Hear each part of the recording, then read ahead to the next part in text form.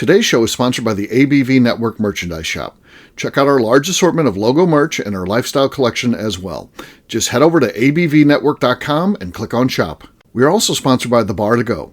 The Bar to Go offers a fully customizable carrying case that allows you to take your favorite distilled spirits or cocktail ingredients with you. Whether you're looking for yourself, a customized gift, or logo items for your business or event, The Bar to Go can help.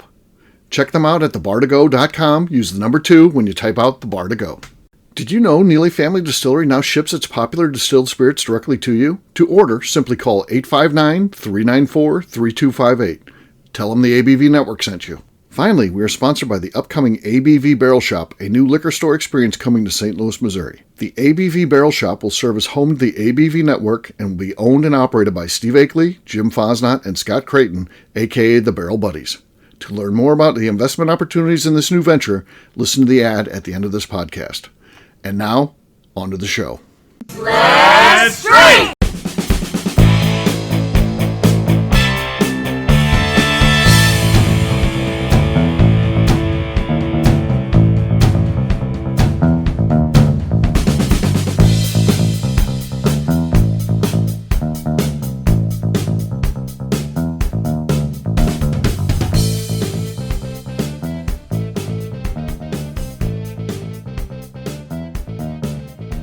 Welcome to the Bourbon Daily, a podcast about everything bourbon delivered to you every day of the week. Today on the show, we are completing a bracket challenge to determine who from the ABV Network would win a drinking contest. My name is McNew. Please join me in welcoming my co-host, Steve Akeley, along with our special guests, Cailee Baker, Evan Banskoik, and Lenny Eckstein.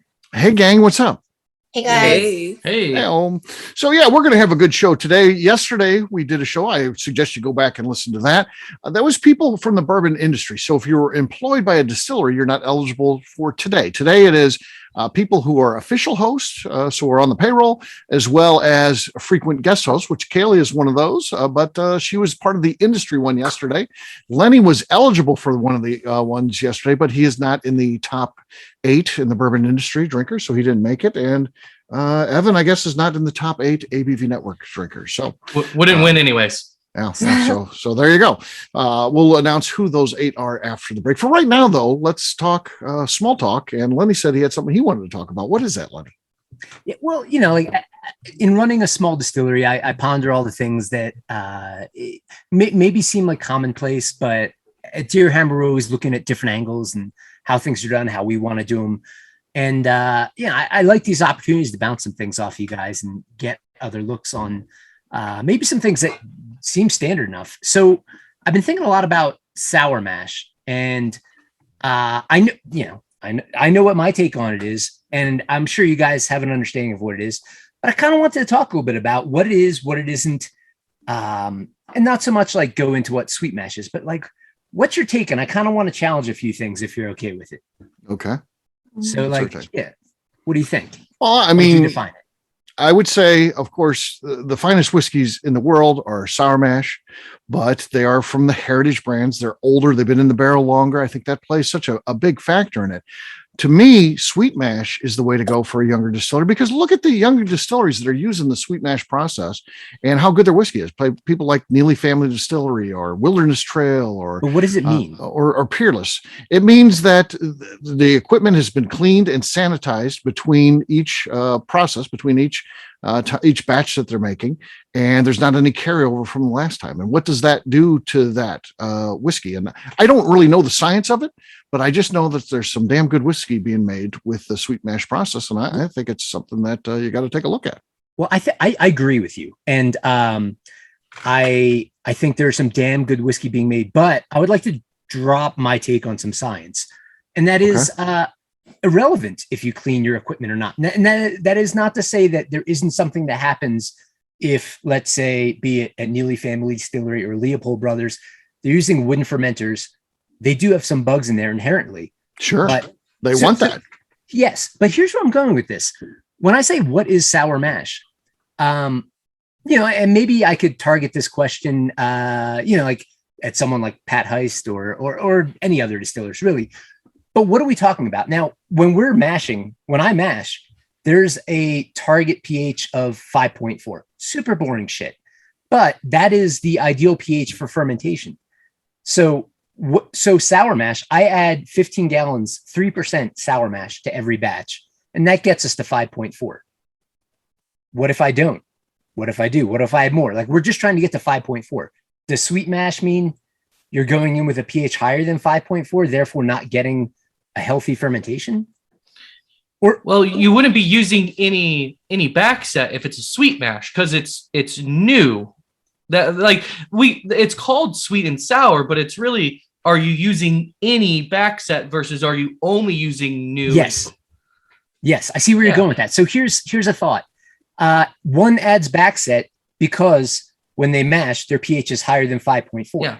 So you bring it down. Mm-hmm. But if you're open fermenting, it becomes sour from the lactobacillus ananyway. Here's what I'll say about this. And again, this is not anything on Deer Hammer. You may do an excellent job, but you know what I think the difference is with the sweet mash. Again, you're talking about small distilleries. This doesn't happen at Beam and all that stuff's running constantly. But is the cleanliness, is sanitation, is that pertinent for those distilleries that are doing sour mash, that are craft distillers that are, you know, off on the weekend and they're not making anything. Then they come back on Monday, they fire it up, and then we're sour mashing, so we don't really need to clean this. And what impact does that have on some of them? So I think that's where you can get into some trouble. I don't know, you know, the cleaning practices that you guys do, but I think a sweet mash for a small craft distillery is pretty important because, again, they're not running continuously, and you know the negative impact of that can happen, of taking time off and then just restarting things up and be like, well, that's just carryover from the last time we made whiskey. That's part of our sour mash. Yeah. I think that could be a problem. Well, I guess I bring this up because I think that, you know, in this industry, we accept certain things, but then when we look at them really closely, what does that mean? Like, who doesn't clean their fermenters? Like at Deer Hammer, we add backset, but we also completely clean and sanitize our fermenter every time. So are we not sour mashing? Or look at any big distillery, they put that giant tarp over every fermenter and blow steam into it. Right. They're sanitizing every time. So are they not sour mashing? I guess it's that's the fermenters. Then you got the still too. So the still is a whole other thing to clean, right? Well, not really though, because the still boils, so it's inherently cleaning itself. Mm-hmm. It's a weird conundrum that I'm looking at, and like, I don't know, maybe too serious for the third or fourth show in, but I don't know what it actually means anymore. Like, I'm curious for those who are not sour mashing, are they entering their fermentation or are they mashing rather at a pH of 5.4 and they simply don't need to make an adjustment? Does that make it a sweet mash?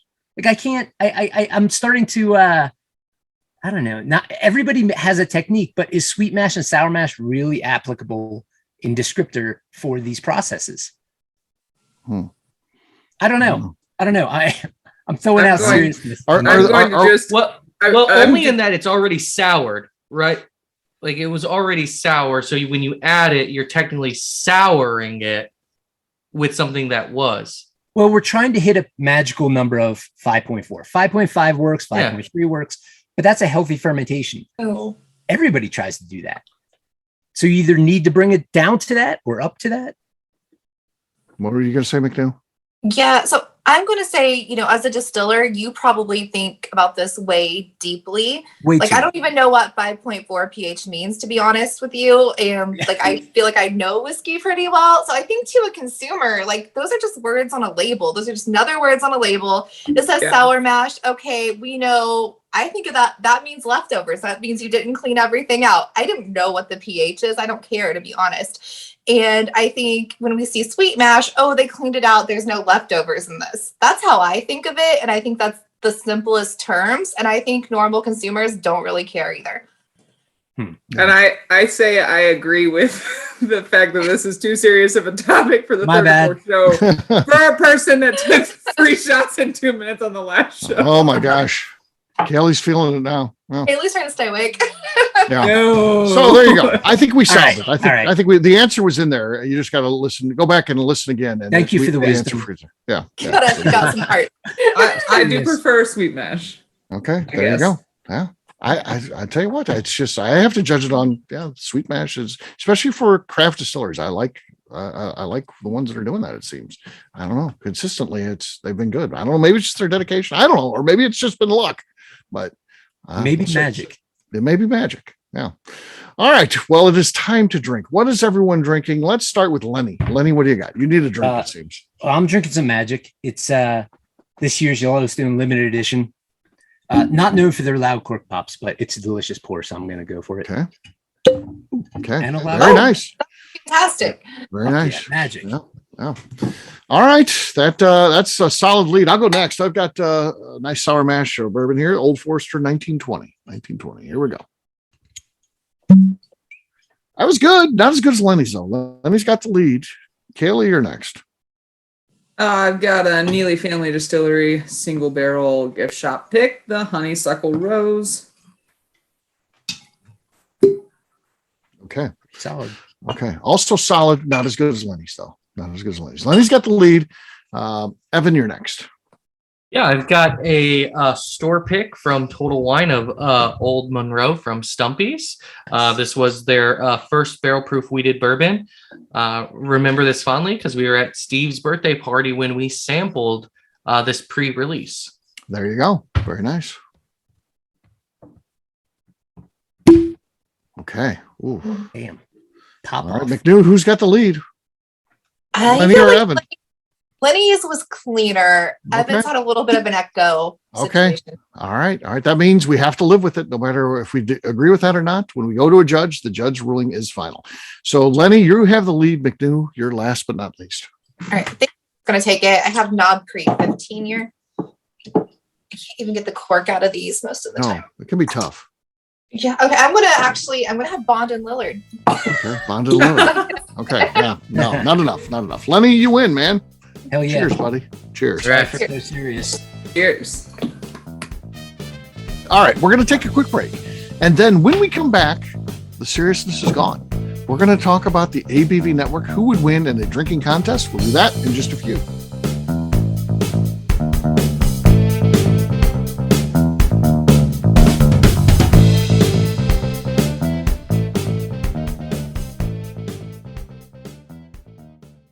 Hello, this is Steve Akeley of the ABV Network. Let's talk about the people who make this show happen. First up is Leatherwood Distillery in Pleasant View, Tennessee. Company founder Andy Lang started distilling as a hobby while serving his country as an elite Green Beret. Andy distilled all over the world during his time in the military and brought this passion back to him in the U.S. when he returned home. A visit to Leatherwood combines Andy Lang's unique distilled spirits and a museum of artifacts from his time serving the U.S. Share a drink with a fallen soldier at their bar where you can grab an acrylic bio off the wall that celebrates the individuals who gave the ultimate sacrifice to protect his or her country. They will also ship their distilled spirits directly to you, so check them out at leatherwooddistillery.com. We are also sponsored by Moonshine University. This longtime partner for the ABV Network helps educate individuals looking to get into the distilled spirits business, service industry employees looking to expand their knowledge, and individuals simply wanting to know more about the process and history of the spirits industry. In 2017, I completed my Executive Bourbon Steward certification at Moonshine University, and it's something I continuously draw upon and connect with fellow graduates. Check out their full listing of classes, including Executive Bourbon Steward certification, production classes, and more at moonshineuniversity.com. Okay, let's talk about Neely Family Distillery. In 2018, I met Royce Neely at an industry event.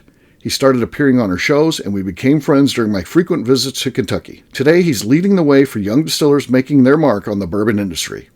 A visit to Neely Family Distillery combines family history, a look at what makes their products unique, and of course a tasting through their whiskeys, moonshines, and creams. Check them out at NeelyFamilyDistillery.com and visit them in Sparta, Kentucky. All right, back to the show.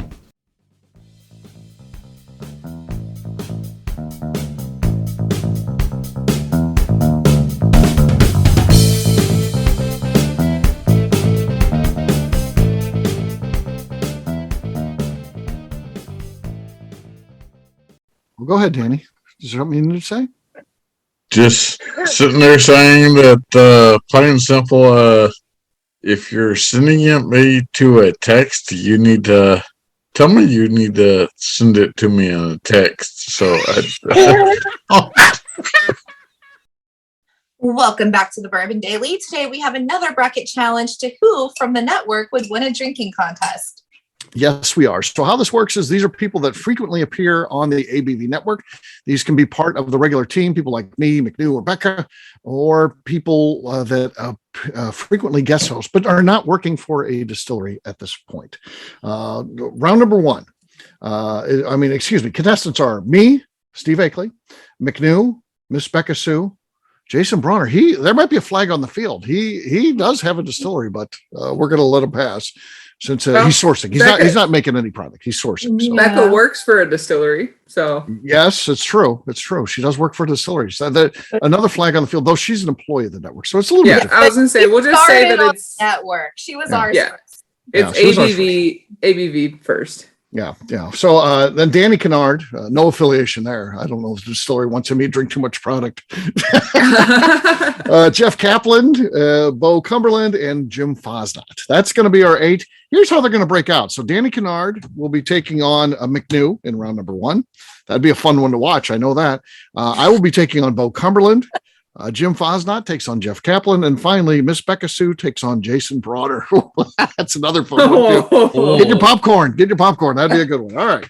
Round number 1. Cailee, you're first here. Danny Kennard or McNew? Who's going to be outwit, outplay, outlast when it comes to a drinking contest? Again, both drinking one shot at a time till one person either says no more or passes out. Then the other person is declared the winner. Who do you think would win in that sort of format?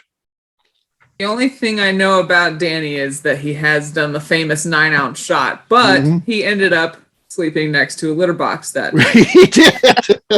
Actually, on the litter box. Yeah, his head was on the litter box. And I am the the champion of the bourbon industry one, and I can say I have confidently never woken up sleeping on a litter box. No. I think I'd quit drinking. I go with my girl McNew here. McNew. Okay, that McNew. Go. Yeah. McNew goes up 1-0. Evan, what do you think? McNew or Danny? Tell you what, McNew would probably hold it together longer. Danny will more quickly become Freddie Mills, but the problem with Freddie Mills is he no longer cares. Right. And he will just keep drinking until he's next to that cat box. So I think I have to go with Danny, aka Freddie Mills. Okay. That means Danny has tied this thing back up. Lenny, what do you think? McNew or Danny? I mean, with regards to tying it up, I feel like it would be a tie of a pairing. I think they would drink themselves both to the ground. Right. Shower curtains would tear down. Shower curtains, of course, would come down. Cat litter boxes would be slept on. Yeah. I guess in the spirit of that tie, I think McNew might be able to leverage that shower curtain move and keep vertical for slightly longer. Okay, McNew, that means you are up 2-1 over Danny. What do you think? Can you beat Danny in a drinking contest? I honestly think this is probably one of the fairest, most ridiculous matchups, to be honest. Because, but I do think, I know that I'm a puke and rally kind of girl. Right. I think Danny, Freddie Mills would puke and be done. In our contest, this is a good point. This is our contest. Should we allow puke and rally? Or is it like a food eating contest? If you puke, you're out. Yeah, I think if you puke, you're out. I think if it does affect the contest, I would still win because I'm known to puke and rally a lot. Rally. Okay. So even if I'm not, I do agree that I might be more vertical than him longer. So I'm still going to stick with me. Okay. All right. So that means McNew, you are. What are we at here? I go next. Or who voted for McNew again? Me. Is it tied up? I think McNew moves on. McNew moves on. Okay. It's 3 shows in, folks. I'm doing the best I can. All right. Next up is me versus Bo Cumberland, round number 2. This is the Giants going against one another. Yeah. This contest might go for a while, so we'll see. It's me versus Bo. Evan, you're first to weigh in on this. What do you think? Me or Bo? Who wins this one? Yeah, I mean, I don't think this isn't getting decided tonight. You're going till the morning, I think. I think so. Yeah. My goodness. You know what? I'm just basing this on pure seeing people drinking all day, and Steve never loses his composure. Exactly. And I think for that reason, Steve will win. But I am fully confident that Bo will take you to like the edges of your limits. To the limits. He will push me to the limits. Okay. But I think you will come out victorious. Okay, fair enough. All right, Lenny, you're next. What do you think? Me or Bo Cumberland? I mean, I think this is another fairly evenly matched, duel. Steve, what do you have? Like 5 years on Bo? 4? Yeah. I think so. I think Bo's, probably about 5 years. I think he's 45, 46. I'm 53. So, yeah, I believe Bo is 47. 47. Okay. Yeah. So I think you got the wisdom on him, and that's, if nothing else, that counts because what does he got besides the pant dropping skill? Yeah, there you go. So that means I'm up 2-0. McNew, you're next. Bo or me? I do feel like this is a pretty even pairing, but Steve has this insane ability to appear sober, although we know he is not. So yeah, like Evan said, I've never seen you really lose your composure. I'm going to go Steve. All right. That means I move on. All right. Next up is Jim Fosnot versus Jeff Kaplan. Again, evenly matched up here. Again, a couple of the old guys. So this is old guys battling it out. Lenny, you're going to be first. Fosnot or Jeff Kaplan?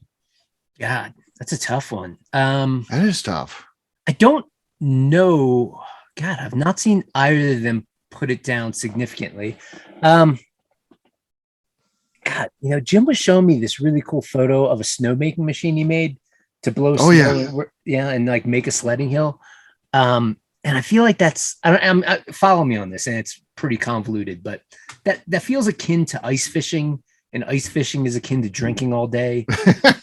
And I just feel like he's got that kind of makeup. Whereas, I don't know, maybe Jeff, I don't know that I want to say he's got a streak of professionalism that, doesn't have that, but I don't know. Okay. I'm kind of like grasping at straws here, but I think Jim might take it.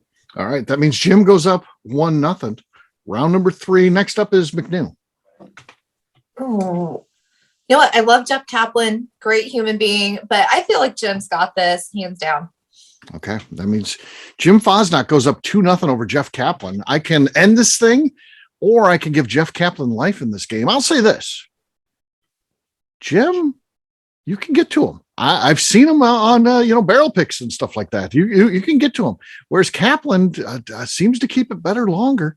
I'm going to give my vote to Kaplan. I think he might have it. And let's not forget one time in a moonshine drinking thing where they had this deal where I had to drink every third person around a whole circle of like 25 people. They picked me to do this, roped me into this thing, and Kaplan did like the last. Finished off the jar for me, so that was nice. So I'm gonna go Kaplan. I think he could get Jim. So Cailee, what do you think? Fosnot or Kaplan? I have not drank with or met Jeff, but I have drank with Jim, and I think he could hold his own. And I'm gonna go for my bud Jim here. All right, that means Jim moves on. All right, next up is Miss Becca Sue versus Jason Bronner. I mean, I don't think either of them would quit. This doesn't end in I can't do anymore. This ends in one of them passing. Going to the hospital. Yeah, there's definitely going to be a medic on standby because both of them will have to be treated. I mean, because they're going to IVs on deck. Stomach pump ready to go. Yeah. So McNew, you're first. Miss Becca Sue or Bronner? What do you think? Man, this one's hard. I think this is one of our hardest matchups. I think age-wise, experience-wise, I'm going to go back to that dad strength thing. I'm going to go Bronner for that reason only. Yeah. I'll say this: if it was Miss Becca Sue versus her husband, Miss Becca Sue. I think Miss Becca Sue versus most people, really, she's good. But Bronner's a tough one. She just got a bad matchup. I feel she got a bad matchup in round 1. She could be a finalist for sure. But I think in round 1 she hit a buzzsaw on Bronner. I think Bronner's got her. So I'm going to go Bronner. That means Bronner is up 2-0. Cailee, what do you think? I want to say Bronner, but I want to see where this goes. So I'm going to give my girl Becca some life in this game. All right, Becca has life now. Evan, what do you think? Miss Becca Sue or Bronner? Yeah, I mean, Becca's a badass, right? I mean, I think she's gonna win. Like, I feel confident in Bronner too. Like, you definitely didn't make a bad choice voting for him. But I feel like she saw Royce lose. Right. She's got a lot to prove, and she's gonna come for it. Like, she's like, no, Bronner, you're not gonna beat me. Like, she's gonna do whatever, even if she has to play dirty. Like, I think she, like dropping roofies in his drink. Sure. You know what? If she had to, she would. Yeah. Hey, if you ain't first, you're last. No. Becca. I feel like, she'd do something to start a fight, and she'd punch Bronner, and then it's just who's ever out cold. So if she can knock him out, and you also said hit the floor. Yeah, take a chair out. Right. Yeah. So Miss Becca Sue has tied this thing back up. We're round number 4. Lenny, you're going to be the tiebreaker here. What do you think, Miss Becca Sue or Bronner? Does my vote make it go on, or am I last? You're last. This is your tiebreaker. Yeah, you're the tiebreaker. I feel like of all these matchups, this is the one I actually want to watch go down. Oh yeah. Yes. Fuck.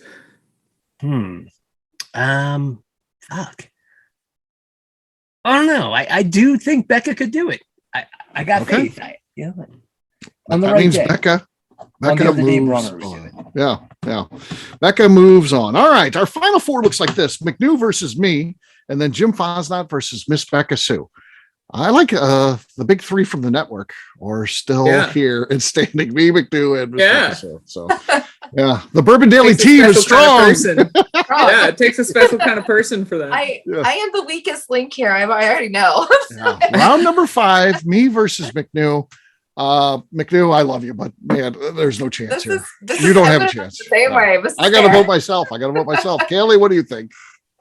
I gotta vote you, Steve. I feel like every time I see you, you've at least done like 4 Zoom calls before you talk to me, and you still seem fine. Still good to go. All right, Evan, you're next. McNew or me? Steve. There you go. That means I moved to the finals. That was the right answer. It was a good run, though, McNew. You did good. You made it to the final 4. All right. Jim Fosnot versus Miss Becca Sue. Round number 6. Cailee, you're first. Ooh. I've drank with both of these people. I've drank more with Becca, but I feel like of the few times that I've drank with Becca versus the one time I drank with Jim, Becca has been more like reserved. I haven't seen her to get to the Becca passes out on show 529 yet. So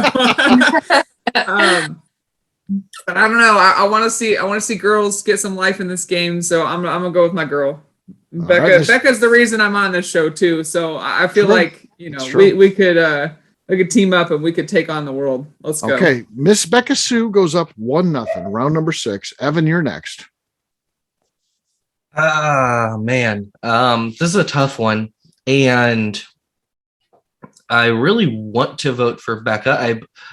I feel like I said in the previous round, she will do whatever it takes to win. I feel like Jim also has a lot to prove. He hasn't been happy since he was eliminated by me in the ABV Superfan group, and I feel like Jim really wants to win something. So, Jim, this one's for you.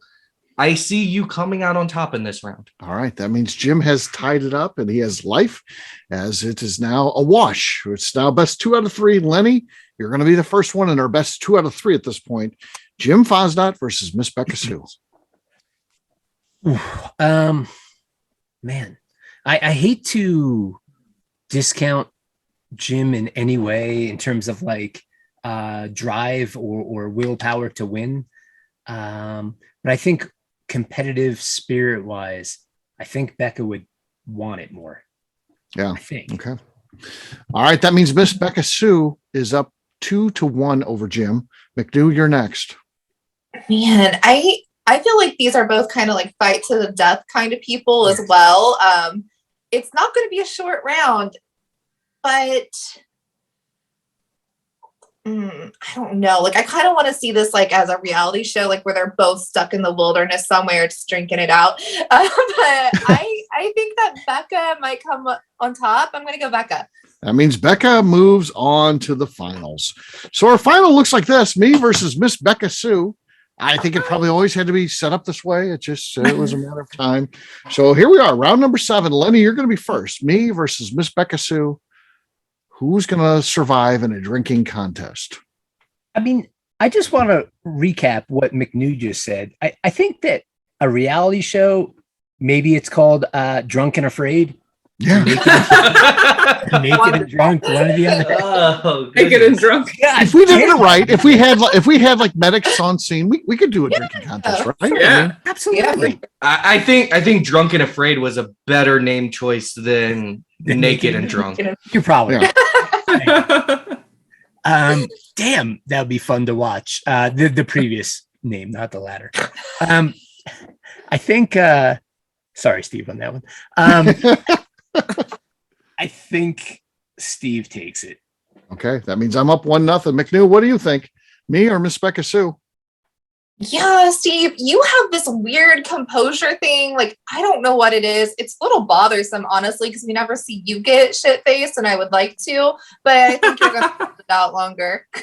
Yeah. He's got 2 livers. Yeah, I've got 2 livers. He was born with 2 livers. So here's where we're at. I am up 2-0, and I need to look at this objectively and make a decision based on that. I can vote for myself, which means I win it, or I can vote for Miss Becca Sue and then just see what happens. But I'll say this: I got Miss Becca Sue by well over 100 pounds. I mean, at the end of the day, there's some science here, right? I mean, Yeah. I've got her. I don't know how tall Miss Becca Sue is, but I've got her height and weight, and just the mass alone, I think, is going to mean that I will outplay, outlast Miss Becca Sue. Nothing against her; she'd put in the hell of a fight. I tell you what, I might not walk out of there. I walked in, but I might not walk out. I might need some help. But He's going to be like on a gurney with his arm lifted and champion. Right. But he won. Yeah, I might wake up the next day and be like, "Who won this thing?" And they'll be like, "You did." I was, "Oh, cool. Yeah." We're definitely talking blackout drunk for sure. But there you go. I win it. I am the champion. I vote for myself. Absolutely. Absolutely. So there it is. There it is. ABV Network champ.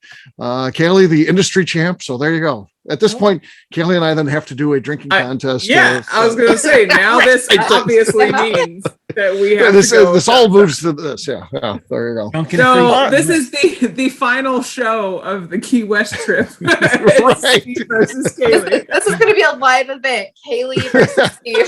Yes, sign up now to be part of this. Key West. I want to see that on Bourbon Sasquatch Productions. Yeah, exactly. Yeah. Exactly. All right, we'll wrap this one up like we always do. Cailee, we'll start with you. Where can people find you?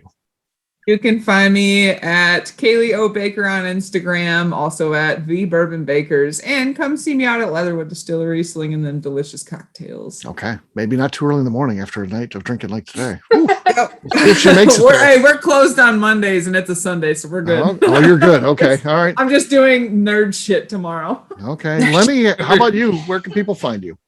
You can find me and the rest of Deerhammer on the social media at Deerhammer, on the webs at deerhammer.com, where you can also order all of our bottles shipped direct to your door. And you can come visit us in beautiful Buena Vista, Colorado, where I'll be sweet sour mashing. Okay, very cool. All right, Evan, how about you?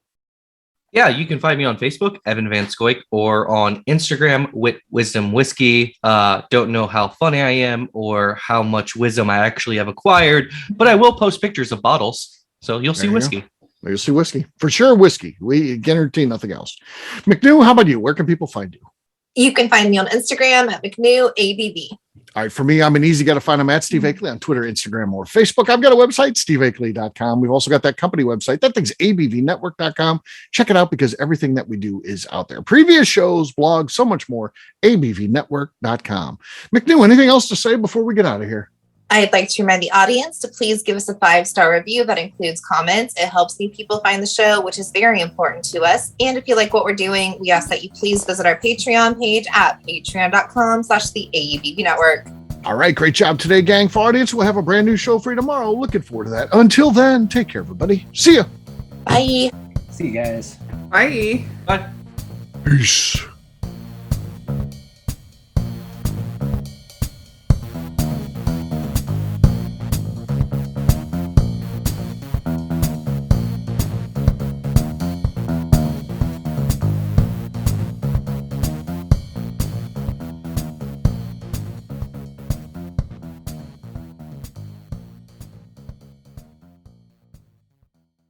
Before we finish the show, let's talk about some great companies that support the ABV network.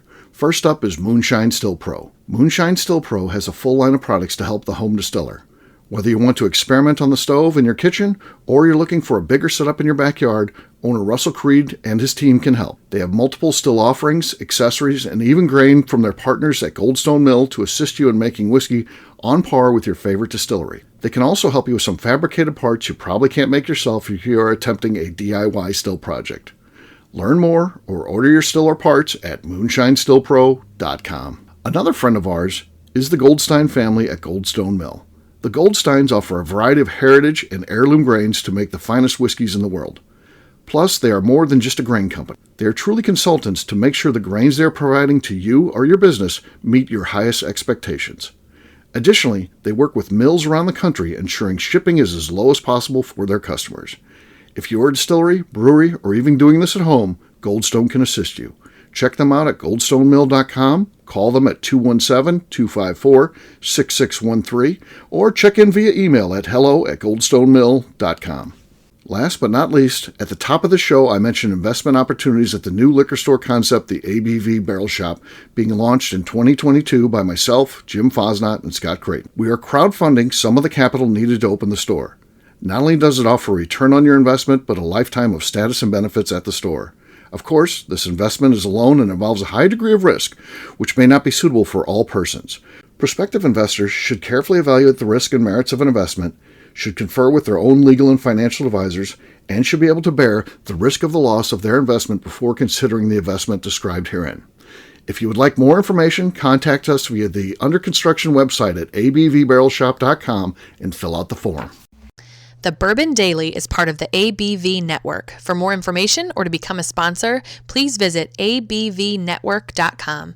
Thanks for listening and cheers. This has been a Steve Akeley production.